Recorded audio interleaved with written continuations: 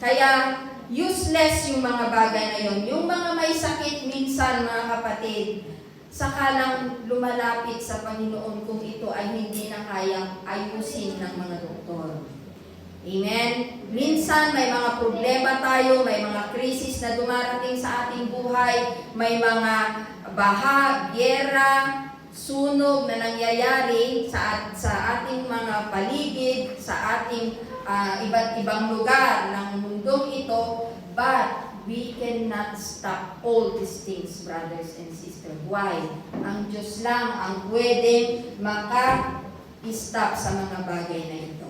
Amen.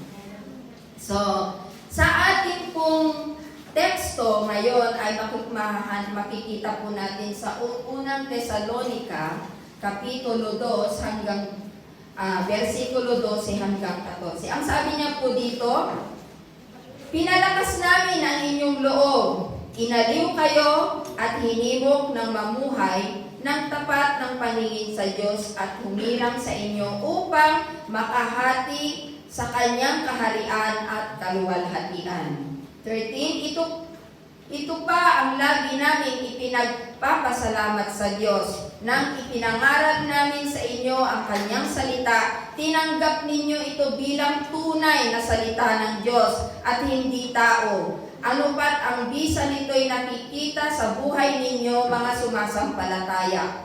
14, ang nangyayari sa inyo, mga kapatid, ay tulad ng nangyayari sa Iglesia ng Diyos sa Judea. Sa mga naroon na nanalig kay Kristo Jesus, inuusig kayo ng inyong mga kababayan tulad ng mga taga-Judea na inuusig ng kapwa nilang mga Hudyo. Hallelujah. Father, we thank you for your word today. Bless your word, bless your people. Open every heart and every mind to receive your word, and let the power of victory be with us today by the power of your Holy Spirit. In Jesus' name, amen. Palakpakan niya po natin ang Panginoon. Itian mo nga yung nasa side mo, nasa tabi mo. Dahil pa-side lang tayo ngayon eh. Hindi tayo pwede. Ako lang nakikita niyo sa harapan ngayon. Amen. Hallelujah. Ang sabi po dito, ito ay sulat ni Pablo sa mga Tesalonica. Natutuwa si Pablo noon dahil nakikita niya yung mga mananampalataya na tumanggap kay Kristo na sila ay sumusunod sa mga kalooban ng Diyos. Yung sila ay sumusunod sa kagustuhan ng Diyos at nakikita niya yung paglago nila. Amen. Dahil si Pablo ay napunta sa lugar na ito, sa lugar ng Macedonia, lalawigan ng mga Romano. Ngunit nanatili si Pablo sa Macedonia at Akaya upang tulungan ang mga mananampalataya sa malapit na bayan sa Tesalonica. Ang Tesalonica ay nasa isang bundok. Amen. Kagaya ng pinuntahan ko sa Putserda, puro bundukin, masarap. Every afternoon, naglalakad ako, puros greenies. Amen, ang nakikita mo. Sabi ko, napakabuti mo, Panginoon, kung paano mo inayos ang mundo, kung paano mo ginawa ang mundo, at natutuwa ang mga tao. Amen? So ngayon, bibigyan po kayo ng pamagat, ways to experience the ultimate defender. Sa buhay po natin, ways to experience the ultimate defender. Minsan, sa mga nangyayari sa buhay natin, nung dumating ang pandemya, ang COVID-19, kumusta po ang buhay natin? Kumusta ang buhay mo nung dumating ang pandemic na ito? Ikaw ba ay masaya? Ikaw ba ay may problema? Ikaw ba ay may hinanakit o ikaw ba ay nagsasuffer? Amen. Amen. Who are you before when happened of this? Sino ang Diyos sa buhay mo nung dumating ang pandemya? Di ba? Amen. And who is your ultimate defender in your life pag dumating ang mga bagay na ito? Sino ang kakapitan natin, mga kapatid? Sino ang pupuntahan natin, mga kapatid? Amen. Purihin ng Diyos sa salita ng Diyos. tayo ay nabubuhay bilang isang mananampalataya. Amen po? Sa magbibigay po ako ng dalawa lang. Kasi kanina ayaw ko nang tumayo kasi yung Sunday school ni Pastor connected na dito. Amen. Pero tatayo pa rin ako dahil may karagdagan. Amen. So number 1, to display genuine faith. Wow, paano natin magagawa ang tunay, amen, na pananampalataya sa Panginoon? Paano natin isasagawa o paano natin ilalarawan ang tunay na pananampalataya sa Panginoon?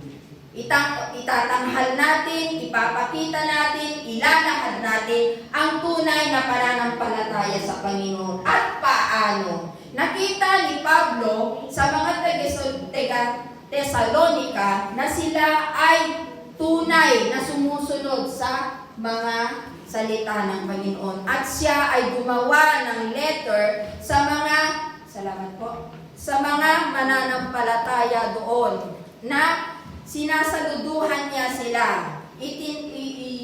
itinataas niya sila dahil sila, kahit wala na si Pablo doon sa lugar nila, ay patuloy pa rin silang nananampalataya sa Panginoon. Kaya minsan, kapag wala na yung leader, wag po tayong mawalan ng pag-asa na kapag wala na siya, meron tayo natatayo upang isagawa ang salita ng Panginoon. Amen. Kaya kailangan, mga kapatid, we have the unity in the sight of God. Yung manner natin, yung character natin, to persist against the pressure and the pain sa paglilingkod natin sa Panginoon. Sabi nga na no pain, no gain. Diba? Kung walang sakit, walang katagumpayan. Kung walang sakit, hindi ka matututo. Kung walang sakit, hindi ka magtatagumpay. Dahil hindi mo alam kung lagi ka lang enjoy, kung lagi ka lang masaya, pag dumating ang sakit sa buhay mo, o kapighatian sa buhay mo, paano mo gagawin yun? Kaya sabi nga na, no pain, no gain. Amen. Sabi nga sa Ephesians chapter 4, verse 1, stand in the past in the Lord. Kailangan tayuan natin yung ating pananampalataya sa Panginoon. Kailangan tayuan natin yung ating napag-aralan sa Panginoon. Hindi mo pwedeng dito lang sa isip mo. Kailangan ihayag mo yun sa kapatiran. Amen. Upang ang napag-aralan mo, mapag-aaralan din ng kapatiran mo. Amen. At nandoon yung pagkakaisa, kung tanggapin niya, masaya ka. Pero kung hindi, masaya ka pa rin. Why? Kasi inihayag mo yung salita ng Panginoon sa iyong kapatiran. Amen. Romans 8:28. Anong sabi niya? Magkaisa tayo sa harapan ng Panginoon. Amen. Hallelujah. Kaya kung may pagkakaisa, may saya. Kung may pagkakaisa, may katagumpayan. Kung may sakit, may kagalingan. Amen. Kung may lungkot, may saya. Amen. Ano niyo pala Kaya huwag na kayong malungkot kung meron kayong pinagdadaanan, di ba? Amen. Sabi niya sa 12, pinalakas namin ang inyong loob, sabi ni Pablo sa kanyang sulat sa mga taga-Tesalonica, inaliw kayo at hinimok na mamuhay ng tapat sa Panginoong Diyos na humirang sa inyo upang makahati sa kanyang kaharian at kalwalhatian. Amen. Praise the Lord! Amen. Sabi nga na, parang isang ina. Sabi niya dun sa chapter 1, parang isang ina na hinimo ang kanyang mga anak. Yung inalagaan ni Pablo ang mga Thessalonian na kahit gaano kahirap ang kanyang paglilingkod doon. Amen. Mahirap kasi may pag-uusig, may pananakit, may mga salitang masasakit, may mga, at siya ay Ang masakit doon ay ibinilanggo pa siya. Amen. Ibinilanggo siya, kasama niya si Silas. Alam niyo yon? Yung when Paul and Silas nandun sila sa bilibid, anong ginawa nila? Nag-awitan. Umawit sila. Kaya nga sabi ni Pastor kanina na kailangan tayo ay umawit sa Panginoon ng nasa puso, nasa isip. Damnamin mo. Pag kumakain tayo ng natural na pagkain, yung physical na pagkain natin, hindi natin yun mananamnam o malalasahan ng masarap kung hindi mo nguyain ang iyong pagkain. Sige nga, mamaya pag kumain tayo, isulong mo, lulukin mo. Isulong mo, lulukin mo. Siguro malalasahan mo lang yung maalat o walang lasa. Pero pag ninuya mo yon, wow, ang sarap, di ba? Ganun po tayo, kapag tayo ay naglilingkod sa Panginoon, we must to study the Word of God upang maging maayos ang manipulate niya sa ating buhay. Amen. Sa kanyang mga salita, purihin ang Diyos. Yung motives natin, kanina yung character natin, yung motibo natin. Amen.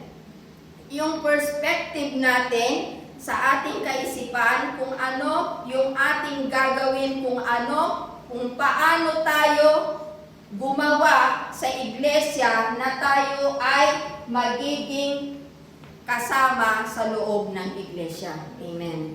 That we must be joined together one another in unity. Amen. 1 Thessalonians chapter 1 verse 2. Ang sabi niya dito, lagi kaming nagpapasalamat sa Diyos dahil sa inyo at winay isasama namin kayo sa aming mga dalangin. So yung mga pastors, yung mga leaders, lahat ng mga member, dinadalangin yan. Kayo nga po mga member, dinadalangin nyo ba yung mga leaders nyo? Amen. Hallelujah. Purihin ng Diyos. Kasi kailangan din ng mga leaders. Sabi nga, yung mga leaders, mga pastors, kayo ang inspirasyon at kayo ang inspirasyon nyo yung mga leader nyo. Amen. Kaya mga leader, be aware everything sa lahat ng mga ginagawa ng bawat isa sa atin. Amen. Hallelujah. Minsan, ang salita ng Panginoon ay masakit. Minsan, ang salita ng Panginoon ay matamis. Minsan, ang salita ng Panginoon nakakalungkot. Why? Kasi minsan tinatamaan ka. Kasi minsan pinapaalalahanan ka. Kasi minsan dinidisiplina ka. Pero napakabuti ang Diyos dahil ang sabi niya sa Hebrew chapter 4 verse 12, sapagkat ang salita ng Diyos ay mabisa, matalas kaysa alinmang tabak na may dalawang talim. Masakit po yun, di ba? At bumabaon hanggang sa paghihiwalay ng kaluluwa at espiritu, ang mga kasukasuhan at mga utak na madaling kumilala ng mga pag-iisip ng mga haka ng puso. So ang Panginoon, kilala niya po ang bawat isa sa atin. Ngayon, sa dami natin ngayon, but God knows who you are. Amen. Kilala ka ng Panginoon sa oras na ito. Kaya kailangan, sabi nga, if you want to praise the Lord and worship the Lord, you must humble yourself and cleanse your heart. Amen. Purihin ang Diyos dahil ang Diyos ang gumagawa sa atin ng paraan upang tayo ay maging totoo sa Kanyang harapan. Bawat isa sa atin hindi natin alam kung sino tayo. But ang Diyos, kilala niya tayo kung ikaw ay totoo na naglilingkod sa Panginoon. Kung ikaw ay tapat na naglilingkod sa Panginoon. Amen. Binabasa niyo ba ang inyong mga Biblia? Amen. Sigurado kayo? Kasi, tingnan niyo itong kwento ko ha. May isang pastor na bumisita sa kanyang mga miyembro. Amen? Pinakain, of course, binisita. Pero itong asawa, yung babae, masyadong metikulosa. Lahat ng mga gamit sa bahay, tinitignan niya. Kapag ka kumakain, siguro binibilang yung pinggan, binibilang yung kutsara, mga tinidor, gano'n. Etong pastor, may pagkapilyo din kagaya ni Pastor Benny. I love you, Pastor. So, ang ginawa niya, kinuha niya yung tinidor at nilagay doon sa Biblia. Ngayon, nung umuwi si Pastor, wala yung isang tinidor. So, sinabihan ni Pastor, baka kinuha ni Pastor yung isang tinidor. Nag-isip na. Amen? So, dumating pagkaraan ng isang taon, bumisita ulit si Pastor. Sabi niya, Pastor, kinuha mo ba yung tinidor namin? Isang taon na yun, anak. Sabi ni Pastor, sis, nandoon sa Bible mo. So, ang ibig sabihin nun, isang taon na hindi niya nakakita ang Bible niya. Amen. So, ganon. Kaya kailangan read your Bible and pray every day. Amen. Para tayo ay maging malakas, anuman yung dumating sa ating buhay, anumang pandemya yan, anumang problema yan, anumang sakit yan, anumang sakuna yan ay binigay na mangyayari sa buhay natin, ay makikita doon yung ating pananampalataya. Amen. Itatanghal niya tayo sa ating pananampalataya. Kaya, ang una, to display genuine faith. Meron ba kayo pananampalatayang genuine? Amen. Yung tunay, yung totoo, yung tapat, na hindi ngayon mananampalataya ka, bukas o sa susunod, hindi. Tapos may Bible study na naman sa Miyerkules, mananampalataya ka na naman. Tapos sa susunod, wala na naman. Pagdating ng linggo, iiyak-iyak ka sa loob ng church dahil nananampalataya ka na naman. Amen. Pero hindi ganon, mga kapatid. Read your Bible, pray every day. Amen. Palakpakan po natin ang Panginoon. Huwag po natin isangtabi ang ating Biblia dahil ito ang buhay natin bilang isang Kristiyano. Dito natin makikita yung buhay natin kung paano tayo mamuhay ng tunay, tapat sa ating pananampalataya sa Panginoon. Amen. Kaya't maging tunay ka sa harapan ng Diyos. Amen po. Number 2, to display genuine commitment. Wow, yun ang mahirap. Amen. Yung mga commitment natin, minsan may prayer meeting, tatatlo ang darating, may morning devotion, parang si pastor lang nandito, amen, prayer meeting, cell grouping, minsan may trabaho, pero kung may commitment ka sa Panginoon, hindi ka mahihirapan. Amen.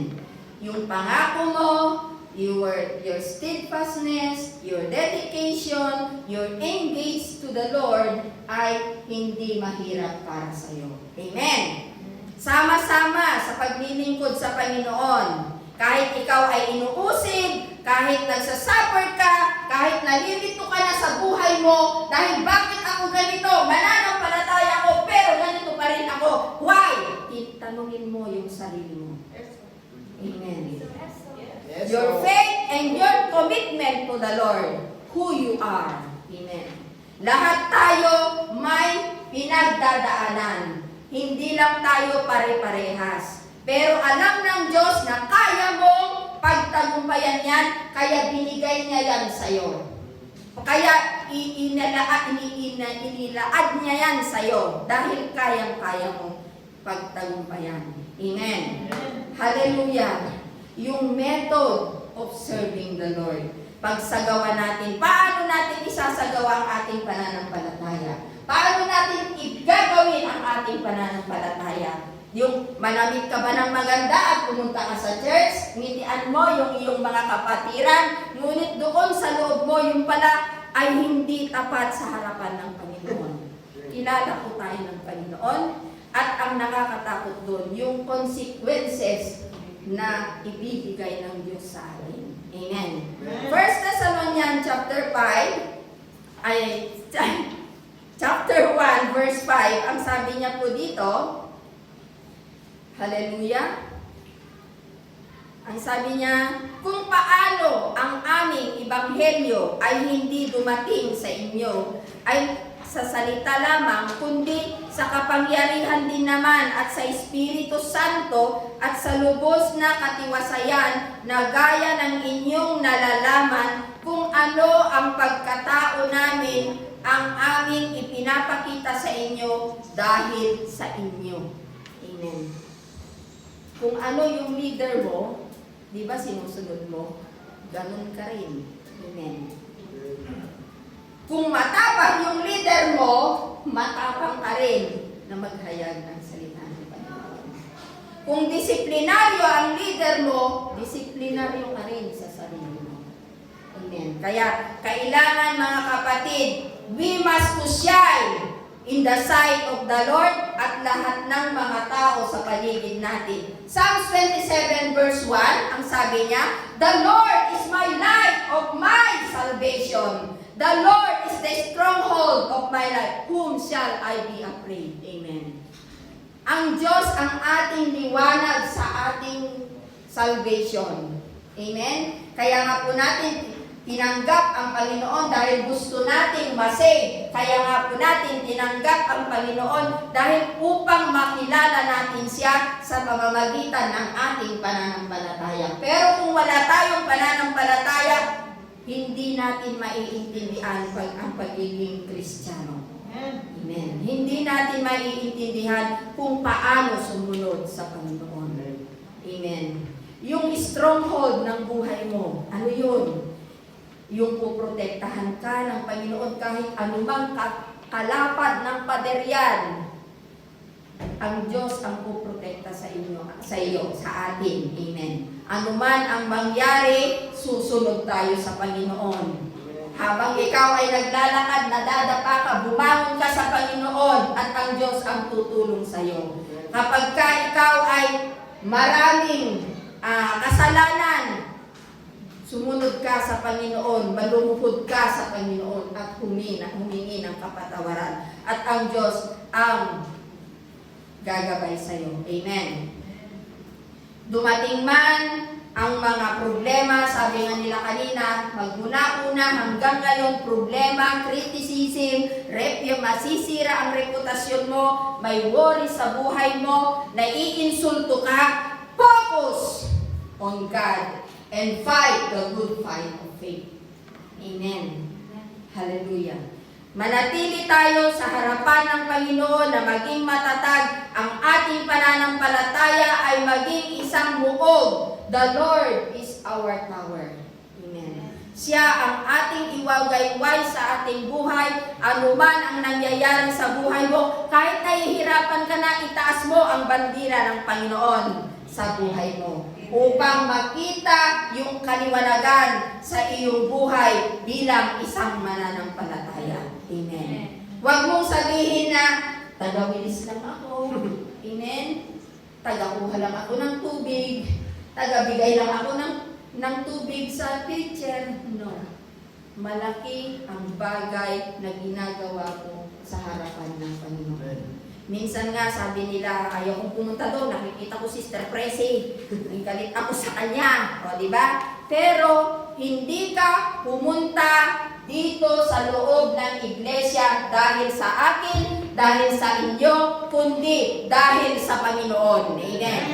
Anuman ang mga nasa paligid mo, focus on the Lord. Anuman ang ginagawa sa iyo, mag-focus ka sa Panginoon dahil ang Panginoon ang magbibigay sa iyo ng pagpapala at kapangyarihan na magtagumpay sa buhay mo. Amen. So if you want to be a victorious Christian in your life, brothers and sisters, you must to have a genuine faith and genuine commitment. So that we will shine in the sight of the Lord. Magiging maayos ang buhay natin, maitatama ang buhay natin kung tayo ay maging tapat at tunay sa harapan ng ating Panginoon. Hindi po tayo pwedeng magsinungaling sa harapan ng Panginoon. Pwede kang magsinungaling ngayon, sabihin mo wala akong kasalanan, Pero ang Panginoon, minilitian lang niya tayo dahil kilala niya tayo. So, ang ibig kong sabihin mga kapatid, the Word of God is irrevocable. Hindi yan mababago. The Word of God is irrevocable. The call of God is irrevocable. Kaya kung ikaw ay ginusto mong maging leader, pinili ka nila at nilagay na isang leader at pumuo ka, kailangan tayuan mo yon because the call of the Lord is irrevocable. Kawawa ka kung hindi mo susundin yun. Hindi pwedeng magkaroon ka lang bilang leader dahil yung posisyon mo sa iglesia, no. Amen. Yung relasyon mo sa Panginoon. Amen? Purihin ang Diyos! Amen! Your lamp is a light unto my feet. Amen. Ang sabi ng Panginoon sa Psalms 119:105.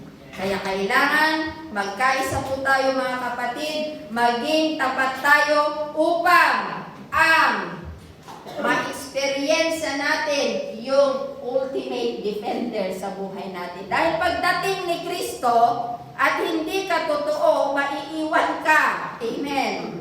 Pagdating ni Kristo at kung ano-ano ang ginagawa mo, maiiwan ka. Sayang yung pagpunta mo sa iglesia. Sayang yung pag-attend mo ng mga gawain ng iglesia kung hindi ka magpapatuloy sa iyong pananampalataya. Amen. Kaya purihin ng Diyos, maging matatag po tayo so that we can experience our ultimate defender. Amen. Kaya kung gusto natin ma-experience yung ultimate defender natin at doon ilalagay niya tayo mga kapatid sa kanyang hinanda. Amen. Kahit anong mangyari sa buhay natin, let not your heart be troubled. Believe in God. Believe also in me. Sabi niya sa John 14:1. Amen. In my Father's house, there are so many mansions. Kung ang bahay mo ngayon ay karag-karag, nakikita ka pagka natutulog ka, pagka nag-continuous tayo sa Panginoon, mansyon ang bahay natin doon. Amen. Mansion over the hilltop. Ang sarap mga kapatid. Kaya magpatuloy po tayo so that we can experience the ultimate defender of our life. And we must have a genuine faith and genuine commitment of the Lord. Amen.